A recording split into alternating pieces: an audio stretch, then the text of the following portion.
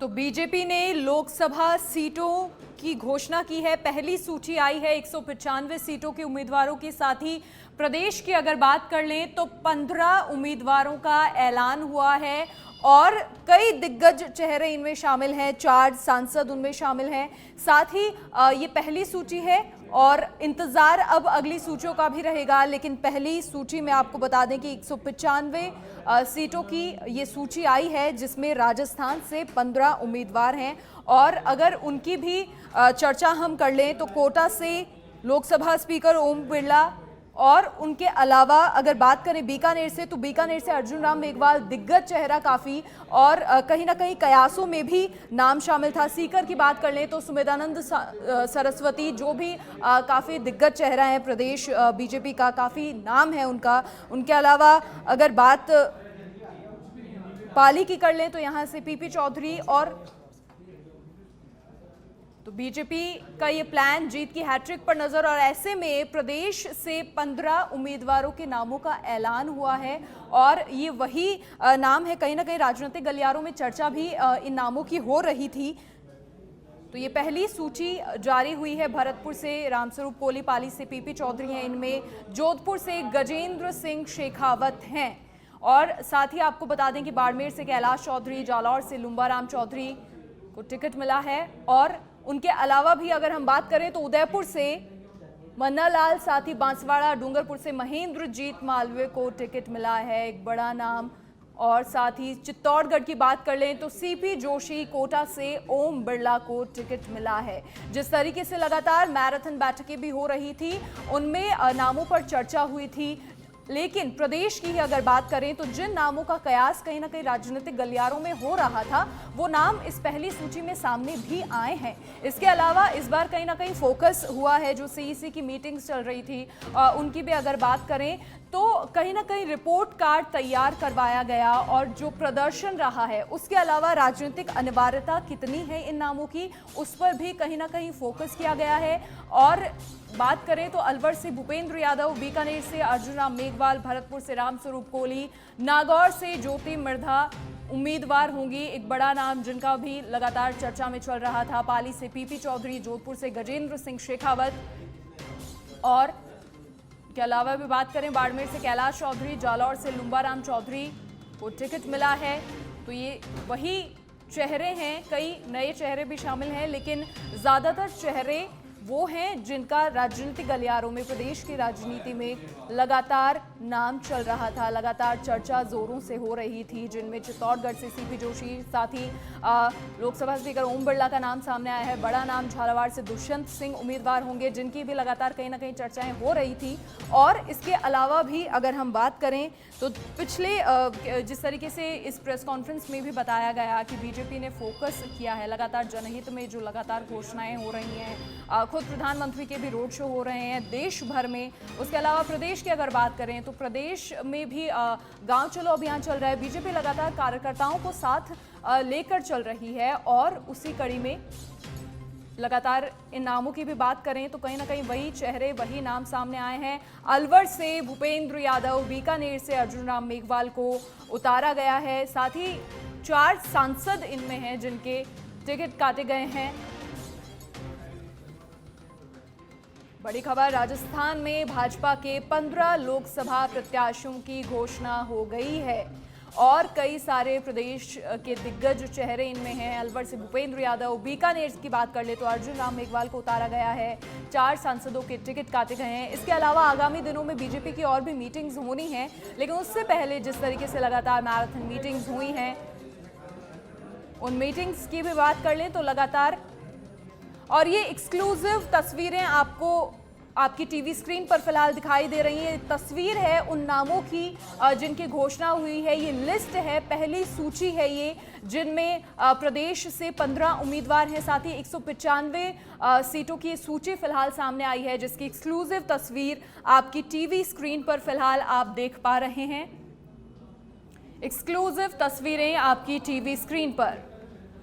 तो लोकसभा चुनाव में बीजेपी लगातार जिस तरीके से रणनीति बनाती आई है, मैराथन मीटिंग्स हुई हैं, उनमें चर्चाएं हुई हैं, जो दिग्गज हैं उनमें प्रधानमंत्री नरेंद्र मोदी ले लीजिए, गृह मंत्री अमित शाह, साथ ही राष्ट्रीय अध्यक्ष जेपी नड्डा, इनकी मीटिंग्स हुई हैं और चेहरे वही हैं जिन चेहरों पर कहीं ना कहीं लगातार नजर रखी जा रही थी। सियासी गलियारों में जिनकी चर्चाएं जोरों पर थी वो चेहरे सामने आए हैं और एक्सक्लूसिव तस्वीर फिलहाल आपकी टीवी स्क्रीन पर आप देख पा रहे हैं, जिनमें आपको बता दें कि 24 केंद्रीय और साथ ही राज्य मंत्री हैं, 2 पूर्व मुख्यमंत्री भी शामिल हैं। ये जो लिस्ट आई है, महिलाओं पे कहीं ना कहीं फोकस किया जा रहा है। जिस तरीके से लगातार हम भी आपको खबर दे रहे थे कि नारी शक्ति को कहीं ना कहीं बढ़ावा दिया जा रहा है, तो अच्छी खासी सीटें फिलहाल पहली सूची में महिलाओं के सामने आई हैं। 28 महिला जो उम्मीदवार हैं वो रखी गई हैं। तो कहीं ना कहीं जो खाका था वो पहले से तैयार था और उसी को लेकर हर एक नाम पर लगातार सर्वे हो रहा था, हर नाम पर लगातार बारीकी से नजर रखी जा रही थी।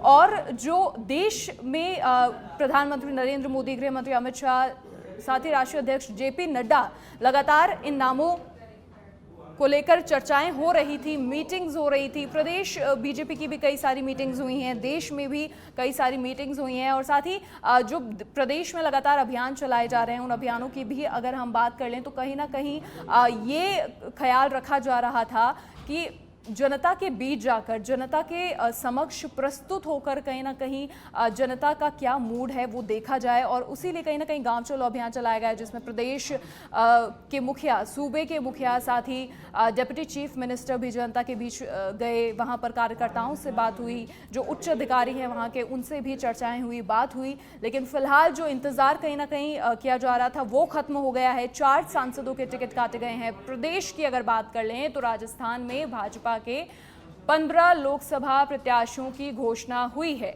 और उनकी बात करें तो अलवर से भूपेंद्र यादव, बीकानेर से अर्जुन राम मेघवाल को उतारा गया है।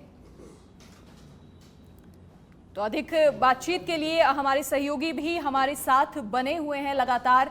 लाल सिंह, देखिए जो चर्चा हम कर रहे थे, जिन नामों का जिक्र हम कर रहे थे, अधिकतर इनफैक्ट मैं कहूंगी कि बहुत से नाम उन्हीं में से शामिल हैं जिनकी हम लगातार चर्चा कर रहे थे। एक बार विस्तृत चर्चा इन सभी नामों की कर लेते हैं। देखिए मनीषा, मैं ये कहना चाहूँगा कि 4 नहीं बल्कि 3 सांसदों को टिकट काटे गए हैं। आप अगर हम अलवर की बात करेंगे तो अलवर में चूंकि बाबा बालकनाथ बन चुके हैं एमएलए, तो वहाँ पर किसी और को ही लड़ाना था, लेकिन टिकट जहाँ काटे गए हैं, हम एक सीट पर चर्चा कर लेते हैं। सबसे पहले बीकानेर पर आते हैं। अर्जुन राम मेघवाल वहाँ से सांसद है, मंत्री है, उन पर ही दोबारा दाव खेला गया है। इसके साथ चूरू की जैसे कि मैं जिक्र कर रहा था कि यहाँ पर जो राहुल कसवा हैं, उनसे जब चुनाव लड़े थे राजेंद्र सिंह राठौड़, तो उस दौरान एक बड़ा विवाद हुआ था और ये विवाद कहीं ना कहीं भारी पड़ा। और पहले भी इस तरह के कयास लगाए जा रहे थे मनीषा की राहुल कसवा का टिकट कट सकता है। हालांकि राहुल कसवा को लेकर कोई नेगेटिविटी नहीं थी, लेकिन जब ये विवाद हुआ उस दौरान काफ़ी दोनों नेताओं के बीच काफ़ी बयान चले और इसको लेकर कहीं ना कहीं पार्टी ने गंभीरता से लिया, माना कि इससे पार्टी को नुकसान हो सकता है। लिहाजा राहुल कसवा को विवाद भारी पड़ा और उनका टिकट काटा और उनकी जगह देवेंद्र झाझड़िया को मौका दिया गया है। और मैंने मनीषा पहले कहा था कि ये नाम प्रमुखता से चल रहा है। जब हम सूची आने से पहले चर्चा कर रहे थे तब भी मैंने आपको जिक्र किया था अगर राहुल कसवा का टिकट कटता है तो देवेंद्र झाझड़िया को ही टिकट दिया जाएगा। ये प्रमुखता से नाम सामने आ रहा है।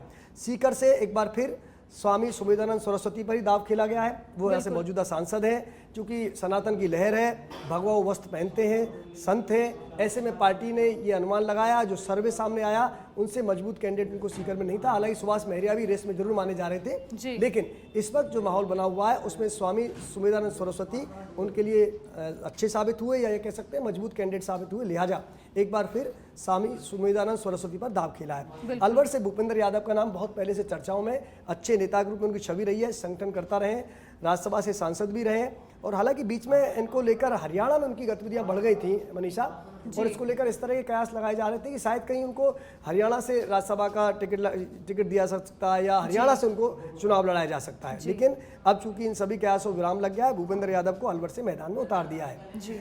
अब भरतपुर की बात करते हैं।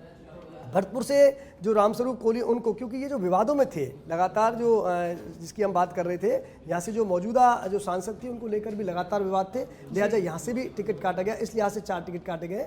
और अब हम बात करते हैं नागौर से ज्योति मिर्धा। ज्योति मिर्धा को लेकर आप जब हम चर्चा कर रहे थे तो ये बात सामने आ रही थी कि क्या ज्योति मृदा पर दाव खेला जाएगा, क्योंकि ज्योति मृदा को विधानसभा चुनाव लड़ाया, उनको हार का सामना करना पड़ा। और अभी जो कल सूची आई थी सीबी जोशी की, उसमें उनको प्रदेश उपाध्यक्ष बनाया गया था। लेकिन जैसा मैं कह रहा था मनीषा कि अभी भी वहाँ सबसे मजबूत दावेदार ज्योति मृदा थी और उनको टिकट दिया गया है। पाली से पीपी चौधरी को टिकट दिया गया है। जोधपुर से गजेंद्र सिंह शेखावत को लेकर इस तरह की बातें सामने आ रही थी कि ये अपना टिकट बदल सकते हैं, राजसमंद से टिकट मांग रहे थे, ऐसी चर्चाएं थी। और आपने कुछ समय से देखा होगा कुछ माहौल भी जोधपुर में इस तरह का बन रहा था कि मोदी तुझसे बैर नहीं, शेखावत तुझसे तेरी खैर नहीं, इस तरह की नारेबाजी हो रही थी। काफी कुछ कई बार लगातार जब अभी पीएचडी मंत्री वहाँ गए थे कन्हैयालाल चौधरी, तब भी उनके सामने नारेबाजी की थी, इनके जो खिलाफ गजेंद्र सिंह शेखावत के खिलाफ नारेबाजी हुई थी। तो उसको लेकर इस तरह की चर्चाओं का बाजार गर्म हो गया था, क्या गजेंद्र सिंह शेखावत की टिकट को काटा जा रहा है, लेकिन ऐसा नहीं हुआ।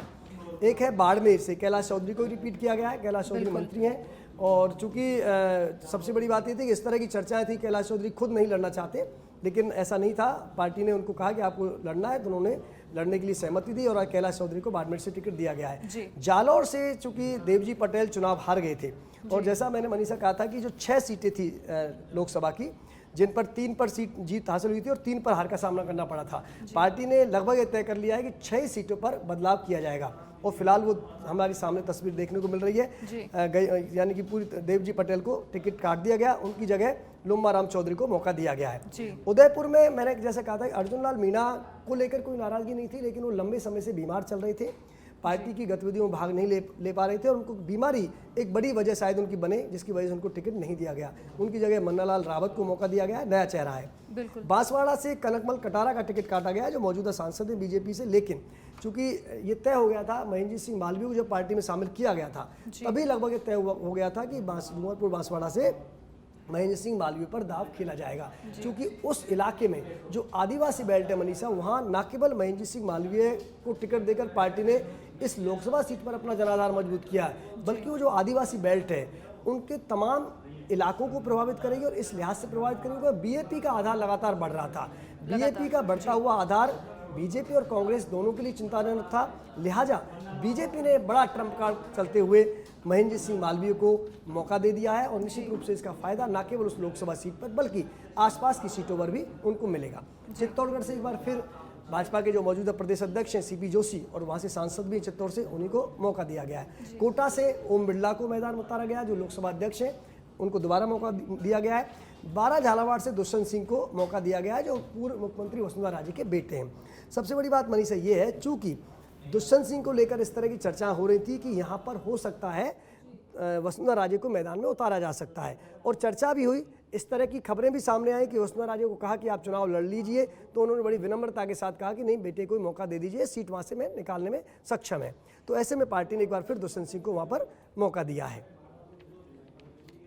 तो ये कुल मिला के हम ऋचा कह सकते हैं कि जो 15 की सूची आई है, इसने पार्टी में तमाम जो पैरामीटर्स उन पर ध्यान दिया गया है, एक एक सर्वे किया गया है, और जैसा कि मैं कह रहा था कि उन जहाँ पर भी कोई नेगेटिविटी मिलेगी सांसद की, अगर फीडबैक थोड़ा भी नकारात्मक रहेगा तो पार्टी टिकट काटने में नहीं हिचकेगी। और आपको लगातार जो तस्वीर दिख रही है, 2 सांसदों का मैं जिक्र जरूर करूँगा जिनको विवादों के चलते अपनी टिकट से हाथ धोना पड़ा। एक है चूरू राहुल कस्बा और एक है भरतपुर। यहाँ दोनों जो टिकटें, ये कहीं ना कहीं विवाद की वजह से इन दोनों को मौका नहीं दिया गया है और इनकी जगह नए चेहरों को मैदान में उतारा गया है।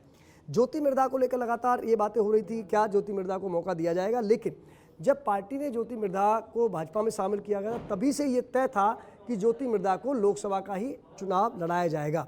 लेकिन इस बीच पार्टी ने उनको नागौर से जरूर विधानसभा का टिकट दिया, हालांकि उनको अपने ही चाचा के सामने हार का सामना करना पड़ा। ऐसे में इस तरह की भी कयास लगाई जा रही थी कि क्या उनके चाचा भी पार्टी में आ सकते हैं, ये तमाम बातें हो रही थी। लेकिन कहीं ना कहीं ज्योति मिर्धा एक मजबूत कैंडिडेट थी और उसी का फायदा मिला कि ज्योति मिर्धा को नागौर से मौका दिया गया है। पाली से पीपी चौधरी को मौका दिया गया। जोधपुर को लेकर मैं फिर दोबारा जिक्र करना चाहूँगा कि जोधपुर को लेकर लगातार इस तरह की बातें सामने आ रही थी। क्या गजेंद्र सिंह शेखावत को दोबारा मौका दिया जाएगा, क्या उनका टिकट काटा जाएगा, क्या उनको कहीं अन्य सीट से लड़ाया जाएगा, लेकिन अब पूरी तरह से साफ हो गया, विराम हो गया सारी बातों पर, सारे तथ्यों पर। गजेंद्र सिंह शेखावत पर एक बार फिर दाव खेला गया है, क्योंकि पहली अगर ये सूची हम 195 की जो सूची आई है उसमें 34 केंद्रीय एवं राज्य मंत्रियों को दोबारा मौका दिया गया है, जिनमें लोकसभा अध्यक्ष हैं जो कोटा से लड़ रहे हैं, 2 पूर्व मुख्यमंत्री हैं, 28 महिला प्रत्याशी उतारा गया है, 47 युवाओं पर दाव खेला गया है, 27 SC हैं, 18 ST हैं और 57 ओबीसी हैं। देखो लगातार ये बात कह रही है पार्टी, क्योंकि ओबीसी को लेकर जिस तरह जातीय जनगणना को आधार बनाकर जो मांग की जा रही है कांग्रेस की तरफ से, और राहुल गांधी लगातार ओबीसी हितों पर कहीं ना कहीं ध्यान नहीं दिया जा रहा है, इस तरह के आरोप भाजपा पर लगा रहे हैं, मौजूदा सरकार पर लगा रहे हैं। ऐसे में पार्टी ने एक दाव खेलते हुए ओबीसी पर बड़ा दाव खेला। 57 यानी कि 195 की सूची में से 57 प्रत्याशी ओबीसी वर्ग से आते हैं। ये उनको काउंटर है कि हम ओबीसी को पूरा साथ लेके चल रहे हैं। ओबीसी को अधिक टिकट दिए जाने का ये तात्पर्य है कि पार्टी इस बात का मैसेज देना चाहती है कि वो किसी वर्ग से अलग नहीं है या किसी वर्ग की उपेक्षा नहीं की जा रही है। बिल्कुल लाल सिंह जी, अगर हम बात करें महिलाओं को लेकर, क्योंकि कहा जा रहा था कि भाई अधिकतर महिलाओं को टिकट यहाँ पर दिया जाएगा, उम्मीदवार बनाया जाएगा, लेकिन पहली सूची जो राजस्थान के सामने आई है, महिलाएं उसमें लगभग एक महिला को टिकट दिया गया है, उसको उम्मीदवार बनाया गया है। हाँ देखिए, यहाँ एक महिला को टिकट दिया गया है, लेकिन एक महिला का टिकट काट लिया गया है, ज्योति को टिकट दिया गया है भरतपुर से जो मौजूदा महिला सांसद थी उनका टिकट काट लिया गया और उनकी जगह ज्योति मिर्धा को टिकट दिया गया है। बाकी हम सीटों की बात करें तो यहाँ पर पहले कोई महिला प्रत्याशी पहले भी नहीं थी, लेकिन हाँ ये उम्मीद कर सकते थे और अधिक महिलाओं को शायद टिकट मिलता तो उम्मीद कर रहे थे, लेकिन अभी क्योंकि 10 अभी और सीटें बाकी बची हैं ऋचा, उस हिसाब से उम्मीद कर सकते हैं कि और महिलाओं को मौका दिया जाएगा। लेकिन अगर हम ऑल ओवर देखें, पूरे 195 की सूची पर नजर डालें तो एक अच्छी संख्या में इस लिहाज से कह सकते हैं 28 महिलाओं को मौका दिया गया है, जिसमें से मैंने कहा था 28 महिला हैं, 2 पूर्व मुख्यमंत्री हैं, 50 एससी हैं जो 50 से कम उम्र के 47 युवाओं को मौका दिया गया है, एससी की 27 हैं, एसटी की 18 हैं और ओबीसी की 57 सीटें दी गई, यानी सभी वर्गों को साधने का यहाँ पर पार्टी ने एक मैसेज दिया है। बिल्कुल आपने सही कहा, लेकिन एक शायद एक उम्मीद भी थी कि भाई 195 नामों की लिस्ट यहाँ पर जारी होती है, सूची जारी होती है, तो शायद महिलाओं को अधिकतर मौका मिलेगा, क्योंकि अब 33% आरक्षण का जिक्र भी यहाँ पर किया गया था, तो महिलाओं को उम्मीद थी कि बीजेपी हमको उम्मीदवार बनाएगी। तो इससे क्या कोई इफेक्ट पड़ सकता है लोकसभा चुनाव में? देखिए अभी सूची और भी आनी बाकी है। जी बिल्कुल, लेकिन चूंकि आपने सही कहा, लगातार इस तरह की उम्मीद भी है और अभी हम भी उम्मीद कर रहे हैं कि सूची और भी आना बाकी है, लेकिन उस लिहाज से देखें तो परसेंटेज बढ़ा है महिलाओं का। पिछली अगर हम चुनावों की तुलना करें तो महिलाओं का परसेंटेज बढ़ा है और अभी उम्मीद कर सकते हैं कि बाकी जो सूचियां आएंगी उनमें कहीं ना कहीं महिलाओं को अधिक टिकट मिलेगी, क्योंकि पार्टी लगातार ये मैसेज दे रही है और भारतीय जनता पार्टी ये दावा भी कर रही है, और जब से शक्ति वंदन अधिनियम लागू किया गया तब से पार्टी ये कह भी रही है। और देखिए एक बात और है ऋचा, क्योंकि पार्टी का एक दायित्व भी बनता है, नैतिक दायित्व बनता है पार्टी का महिलाओं को अधिक टिकट देने का। एक तो आप नारी शक्ति वंदन अधिनियम लेकर आए जो 33% आरक्षण का कानून है, इसके साथ ही जो वोट ऑफ परसेंटेज है महिलाओं को लगातार पार्टी के पक्ष में बढ़ रहा है, चाहे वो विधानसभा चुनाव ले लें चाहे अन्य चुनाव ले लें। 2014 के बाद अगर आप वोट ऑफ पैटर्न पर नजर डालेंगे तो आप ये पाएंगे कि महिलाओं का वोट प्रतिशत भारतीय जनता पार्टी के प्रत्याशी के पक्ष में अधिक पड़ रहा है। ऐसे में ये जीत का एक बड़ा आधार है। आप देखिए जब हम कवरेज पर जाते हैं ऋचा तो हम कई बार देखते हैं, और इस बार एक अच्छी तस्वीर जो हम कह सकते हैं लोकतंत्र के लिए वो ये है कि महिलाएं अधिक संख्या में घरों से बाहर निकल रही हैं इस लोकतंत्र के महापर्व में अपनी भागीदारी निभाने के लिए।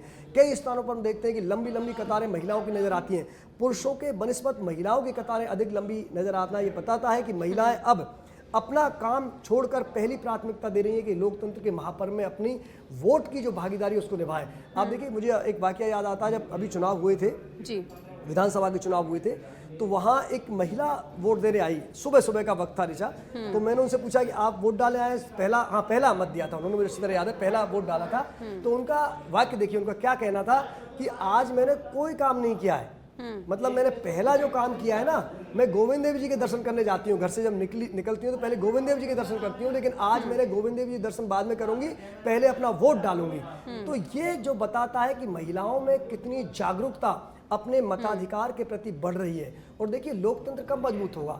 लोकतंत्र तो तभी मजबूत होगा ना ऋचा जब अधिक से अधिक लोगों की भागीदारी होगी। और अभी इससे पहले जो हम तस्वीर देखते थे, अधिकतर महिलाएं आती नहीं थी, घरों से आती थी तो एक उसी प्रभाव में वोट डालती थी कि भाई परिवार का मुखिया जहाँ वोट डाल रहा है महिलाएं अपना वोट वहाँ डाल रही है। लेकिन अब ऐसा नहीं है, अब महिलाएं खुद डिसीजन ले रही हैं, अपने निर्णय ले रही हैं, वोट का फैसला कर रही हैं। यहाँ तक कि कई बार घरों में हम देखते हैं कि चाहे अन्य सदस्य और पार्टी को डाल रहे हो, लेकिन महिला ने सोच लिया मुझे उस पार्टी को डालना है, उस कैंडिडेट को डालना है। इस तरह की तस्वीर आ रही है। ये सुदृढ़ लोकतंत्र का प्रतीक है और महिलाओं की बढ़ती लोकतंत्र भागीदारी का प्रतीक है। तो ऐसे में एक नैतिक जिम्मेदारी भारतीय जनता पार्टी की बनती है ऋचा कि उनको महिलाओं को अधिक से अधिक टिकट देना चाहिए अधिक से अधिक, ताकि उनकी और भागीदारी बढ़े, उनका प्रतिनिधित्व और बढ़े। और वो जाहिर है कि इसी उम्मीद पर कहीं ना कहीं लगातार नरेंद्र मोदी को प्रधानमंत्री बनाया भी जा रहा है लाल सिंह जी। इसके अलावा अगर हम बात करें युवाओं को लेकर, क्योंकि 195 की पहली सूची बीजेपी की यहाँ पर जारी हो चुकी है, उम्मीदवारों की सूची यहाँ पर जारी हो गई है, नए जो चेहरे हैं वो इसमें कितने शामिल हैं, युवाओं को कितना मौका दिया गया इस पहली सूची में? देखो, अगर हम बात करें पूरे ऑल ओवर सूची की तो करीब 47 को मौका दिया गया है जो 50 साल से कम उम्र के हैं, ऐसे 47 चेहरे।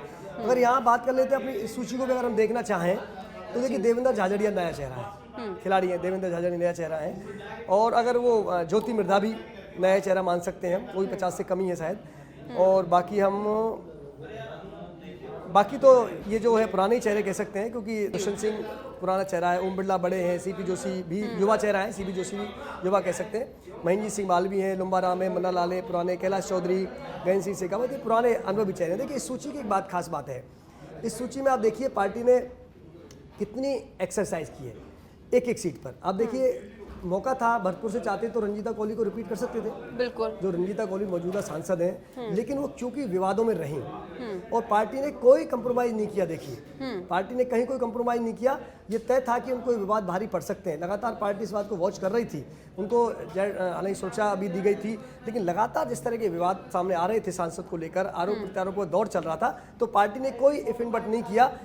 उन विवादों का खामियाजा रंजीता कोहली को भुगतना पड़ा, उनकी टिकट को काटकर रामस्वरूप कोहली को वहाँ पर मौका दिया गया है। इसके साथ ही एक चीज मैंने चूरू का जिक्र किया था, चूरू में राहुल कस्बा नया चेहरा है, युवा चेहरा है, कोई एंटी इनकम्बेंसी उसको लेकर ज़्यादा नहीं थी, लेकिन विधानसभा चुनाव में जो विवाद हुआ उसको लेकर पार्टी ने गंभीरता से लिया। पार्टी नहीं चाहती भी किसी तरह का नुकसान उठाना पड़े, लिहाजा राहुल कस्बा को टिकट से हाथ धोना पड़ा। तो मैं कहता हूँ चूरू और भरतपुर ये 2 लोकसभा सीट ऐसी हैं ऋचा, जहां मौजूदा सांसदों को विवाद के कारण हाथ धोना पड़ा, यानी कि विवाद उन पर भारी पड़ा और उनकी जगह नए चेहरे, चूरू में देवेंद्र झाझड़िया और भरतपुर में रामस्वरूप कोहली को जगह मिली। नागौर में ज्योति मिर्धा, एक मिर्धा खानदान से वो आती हैं, और चूंकि जब कह रहा था ऋचा कि जब ये तय हुआ था कि ज्योति मिर्धा भाजपा ज्वाइन कर रही हैं, तभी लगभग ये मान लिया गया था कि ज्योति मिर्धा को लोकसभा का टिकट दिया जाएगा। मिर्धा परिवार से आती हैं, मिर्धा एक बड़ा परिवार रहा है राजनीति में, उसका साख है, छाप है, और कभी कांग्रेस का पर्यायवाची रहा है मिर्धा परिवार। आपको मैं उस जिक्र कर रहा हूँ, लगभग उस चुनाव की बाद जो 1977 में जो जनता पार्टी की लहर का जिक्र करता हूँ, जो कांग्रेस को केवल एक सीट मिली थी और वो सीट थी मिर्धा परिवार से। तो वो परिवार है, उस परिवार की विरासत को आगे बढ़ाने वाली है ज्योति मिर्धा। ऐसे में ज्योति मिर्धा एक बड़ा नाम था, लेकिन आप देखिए इसमें 2 नामों का जिक्र और हम कर सकते हैं ऋचा। ज्योति मिर्धा वो चेहरा है जो कांग्रेस से आती है, बड़ी नेता रही है, MP रही है कांग्रेस से। एक नाम महेंद्र सिंह मालविया जो आदिवासी इलाके से आते हैं, बड़े नेता हैं, बड़े चेहरे हैं और कांग्रेस से MP रहे। तो यानी कि आप देखिए ये MP भी रहे, कांग्रेस से मंत्री भी रहे, 2 बड़े चेहरा जो कांग्रेस के दिग्गज नेता रहे, वो आज बीजेपी की पहली सूची में उनको टिकट मिला है। ये अपने आप में दर्शाता है कि पार्टी ने बहुत पहले ये सोचना शुरू कर दिया था कि किस तरह एक एक सीट पर एक्सरसाइज बहुत पहले से हो रही थी, क्योंकि जब हनुमान बेनीवाल ने किसान आंदोलन के दौरान आग दिखाना शुरू किया और पार्टी से अपना समर्थन वापस ले लिया, तभी पार्टी ने तय कर लिया था कि नागौर से गठबंधन में चुनाव नहीं लड़ा जाएगा, नागौर में नया प्रत्याशी उतारा जाएगा, नया चेहरा उतारा जाएगा और ऐसा चेहरा उतारा जाएगा जो हनुमान बेनीवाल को काउंटर कर सके, और उसकी खोज पूरी होती है ज्योति मिर्धा पर। तो यानी कि पार्टी का एक्सरसाइज देखिए आप। बिल्कुल बिल्कुल, एक ये भी सवाल ये भी है लाल सिंह जी, क्योंकि नागौर से जो उनको उम्मीदवार बनाया गया है डॉक्टर ज्योति मिर्धा को, साथ ही डूंगरपुर और बांसवाड़ा से बनाया गया है महेंद्रजीत सिंह मालवीय को, एक बड़ा इनाम मिला है इनको। पहले कांग्रेस में थे, इन्होंने बीजेपी का दामन थाम लिया, तो बड़ा इनाम दे दिया है इनको। एक संदेश भी है कि भाई जो कोई हमारी तरफ आएगा या जो हमें अपनाएगा उसको इनाम मिलेगा, वो खाली हाथ नहीं रहेगा या मायूस नहीं रहेगा हमारी पार्टी में। देखिए बिल्कुल बड़ा मैसेज है, ये मैसेज तो इन दोनों के लिए है ही, और बाकी अगर और लोग भी कहीं कतार में हों तो उनके लिए First side, you're just making 3 M's. It's only 1 M. It's Modi. Rest everything, whether it's money or mandir, it's all subservient to brand Modi. The vote is going to be for or against Mr. Modi, the person, his ideology, his work style, what he has delivered, has not delivered, what people think of him, good, bad, whatever. But the vote is, it's very clear, it's in and around Mr. Modi. लेकिन आप ये तो मानते हैं कि भले I go to an extent, no, Mandir also is subservient to it. If just go to the field today and just after this hike of Ram Mandir.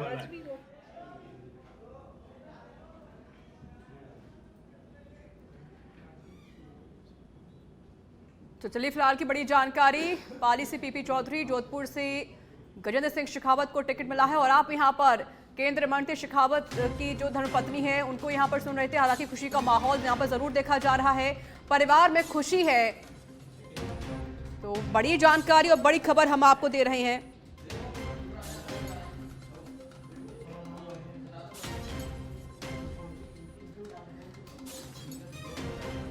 और हमारे सहयोगी लाल सिंह फौजदार भी देखिए न्यूज रूम से लाइव हमारे साथ लगातार जुड़े हुए, इस पर हम लोग लगातार चर्चा भी कर रहे हैं। लाल सिंह, हम जिक्र कर रहे थे ज्योति मिर्धा और साथ ही महेंद्र सिंह मालवीय को लेकर एक बड़ा इनाम उनको मिल गया, एक बड़ा संदेश, यानी कि अब कह सकते हैं लालच भी, अगर जो बाकी जो नेता है कांग्रेस पार्टी के उनको भी उम्मीद होगी भाई अगर हम दामन थाम लेते हैं बीजेपी का तो शायद हमको भी यहाँ पर बीजेपी दूसरी सूची में शामिल कर ले।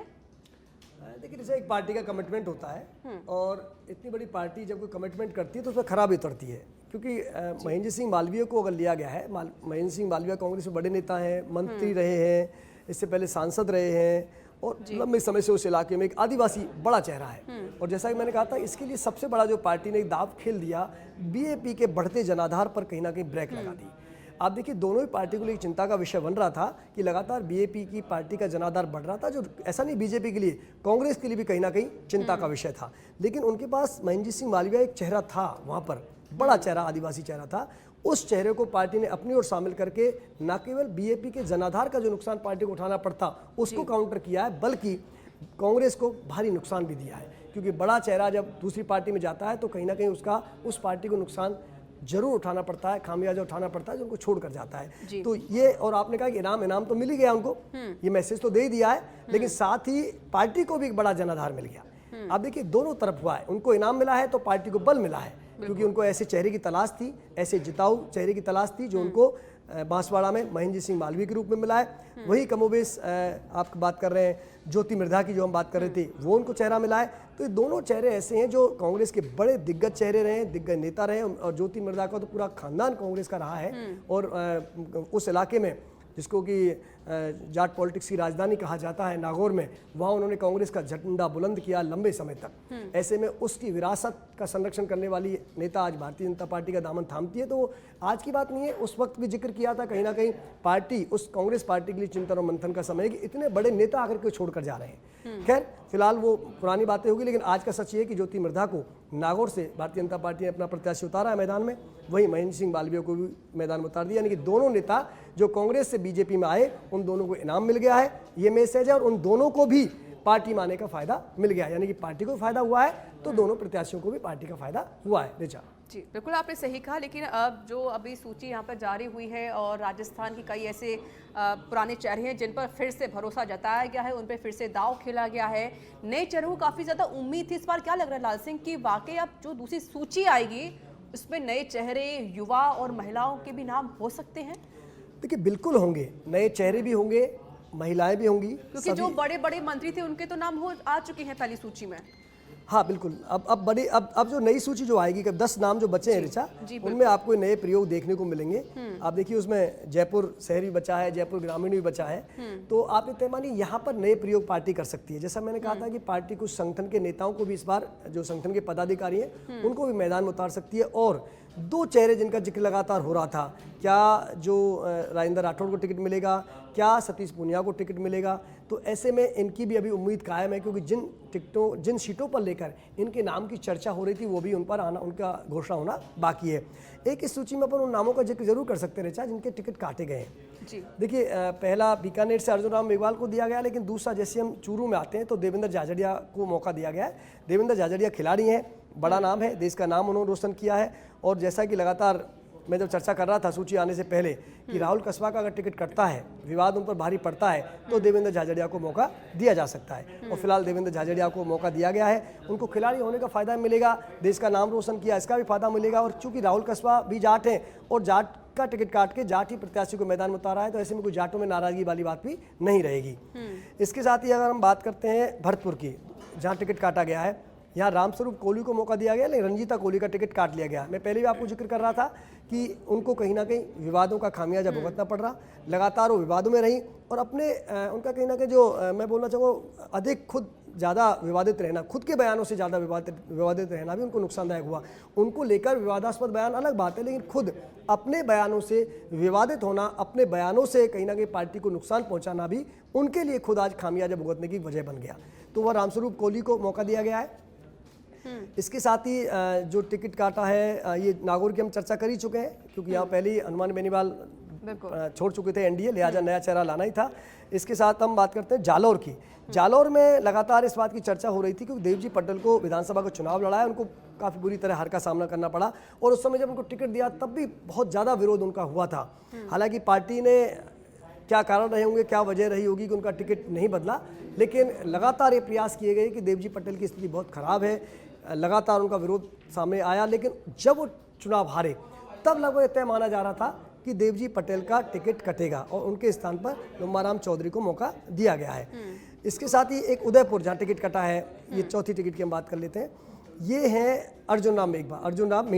अर्जुन लाल मीणा का ऐसा नहीं था कोई नाराजगी थी इनके नाम से पहले या इनको कोई लेकर विवाद था, लेकिन ये लंबे समय से अस्वस्थ चल रहे थे, बीमार चल रहे थे और पार्टी कार्यक्रमों में भी नजर नहीं आ रहे थे, क्षेत्र में भी इनकी एक्टिविटी अधिक नहीं हो पा रही थी। तो अस्वस्थ होना एक बड़ा कारण बना, इनका टिकट काटकर मन्नालाल रावत को मौका दिया गया है।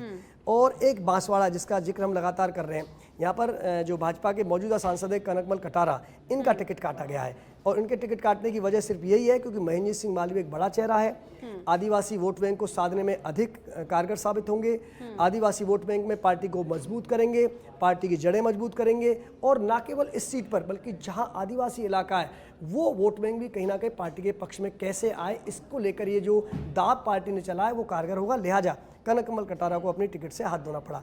बाकी चित्तौड़गढ़ में सीपी जोशी रिपीट हुए, कोटा में ओम बिरला को दोबारा मौका मिला, दुष्यंत सिंह को रिपीट किया। दुष्यंत सिंह की अगर हम जिक्र इसलिए कर सकते हैं, लगातार वसुंधरा राजे वहाँ से सांसद रहीं और वसुंधरा राजे के बाद दुष्यंत सिंह लगातार सांसद है वहाँ पर। इस बार ये चर्चा थी कि क्योंकि 2 बार रहे या 3 बार रहने के बाद कुछ एंटी इनकम्बेंसी का नुकसान होता है तो चेहरा बदला जा सकता है और इस सीट को लेकर चर्चा थी कि क्या यहाँ दुष्यंत सिंह का टिकट काटकर पूर्व मुख्यमंत्री वसुंधरा राजे को मौका दिया जा सकता है। और चर्चा बहुत तेजी से थी। पार्टी के सूत्रों की माने तो ये तक था कि हाँ वसुंधरा राजे को टिकट दिया जाना लगभग पार्टी का मानस है, लेकिन वसुंधरा राजे ने बहुत साफ ये कहा कि कोई दिक्कत की बात नहीं है, दुष्यंत सिंह आराम से इसमें सीट पर विजयी होंगे। बड़ी विनम्रता से उन्होंने सहज मना कर दिया और दुष्यंत सिंह को वहाँ से टिकट मिल गया। तो कुल ये पूरा एक सूची का एनालिसिस हम देख सकते हैं। तो आप इस सूची के आधार पर निष्कर्ष निकाल सकते हैं कि पार्टी ने बहुत सीटों पर बहुत पहले ही अपना काम करना शुरू कर दिया था। नागौर सीट को लेकर, बांसवाड़ा सीट को लेकर पार्टी पहले से अपना काम कर रही थी, लगातार ऐसे चेहरों की तलाश में थी जो अगर इनके टिकट काटने के स्थान पर बड़े मजबूत चेहरों को मैदान में उतारा जाए। इसके साथ ही अलवर का जिक्र जरूर करना होगा क्योंकि यहाँ भी पहले बाबा बालकनाथ थे ऋचा, लेकिन क्योंकि वो एमएलए बन गए तो यहाँ मौका दिया जाना था। भूपेंद्र यादव को यहाँ मौका दिया गया। संगठन के बड़े नेता माने जाते हैं, जमीन से उठे हुए नेता हैं भूपेंद्र यादव, संगठन का बहुत अनुभव है उनको, राज्यसभा से भी सांसद रहे हैं। अलवर से उनको लड़ाया गया, यादव बाहुल सीट है। और सबसे बड़ी बात यह है क्योंकि इनको लेकर इस तरह के कयास लगाए जा रहे थे क्या इनको हरियाणा भेजा जाएगा, क्योंकि बीच में ये देखने को मिला था कि इनकी लगातार जो एक्टिविटीज़ थी वो हरियाणा में बढ़ गई थी, लेकिन इनको अलवर में जैसा कि उम्मीद थी अलवर से इनको टिकट दिया गया है। ऋचा ठीक है, अगर हम जिक्र करें जिन लोगों के टिकट काटे गए हैं तो क्या कोई प्रभाव अब पड़ सकता है? जिन लोगों के टिकट काटे गए हैं, कोई नाराजगी, कोई विरोधाभास? देखिए जैसी टिकट काटने की पहली सीट है चूरू जो इस सूची में नाम आया है, वहाँ राहुल कस्बा का टिकट काटा गया, देवेंद्र झाझड़िया को टिकट दिया गया है।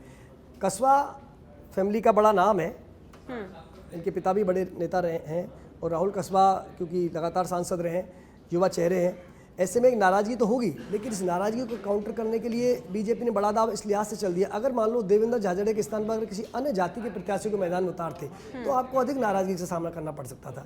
लेकिन चूंकि राहुल कस्बा की जगह देवेंद्र झाझड़िया को मौका दिया गया, एक फायदा ये मिलेगा, अगर मान लो नाराजगी थोड़ी बहुत होगी भी, बस मुझे नहीं लगता क्योंकि पार्टी बहुत ही अनुशासनबद्ध पार्टी और राहुल कस्बा शायद नहीं है इस स्थिति में कोई विरोध करेंगे, फिर भी अगर कोई नाराजगी मान लो उनके समर्थकों में होती है तो पार्टी इसका काउंटर इस लिहाज से करेगी क्योंकि देवेंद्र झाझड़िया को 2 फायदे मिलेंगे।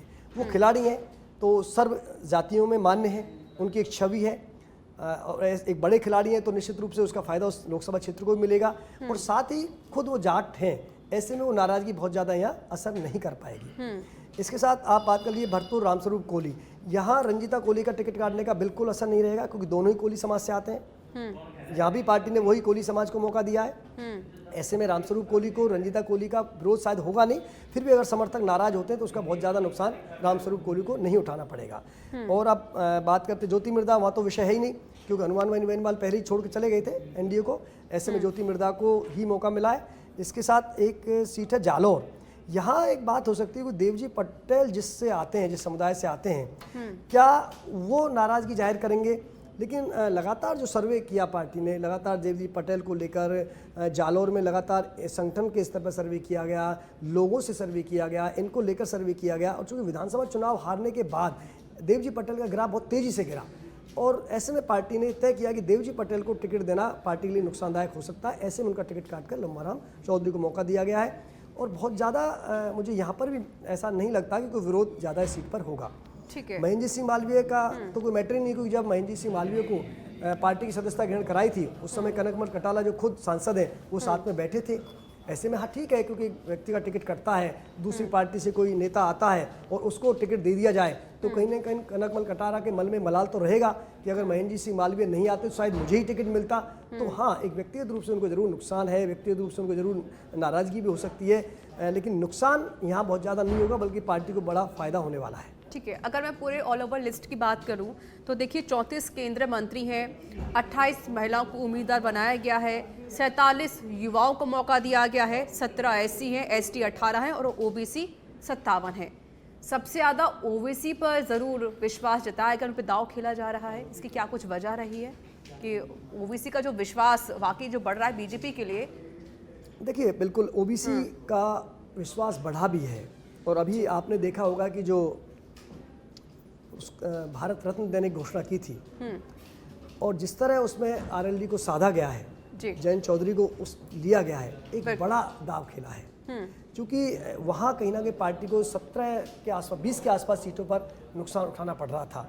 लेकिन ये दाव चलने के बाद, क्योंकि ओबीसी वर्ग से आते हैं, जाट समुदाय से आते हैं और कई इलाकों में जो ये इलाका है आपका मथुरा है, फतेहपुर है, आगरा है, इस बेल्ट में बड़ा प्रभाव है। करीब 17 पश्चिम साइड, पश्चिम का पूरा जो इलाका है, करीब 20 सीटों पर ये प्रभाव यहाँ रहता है।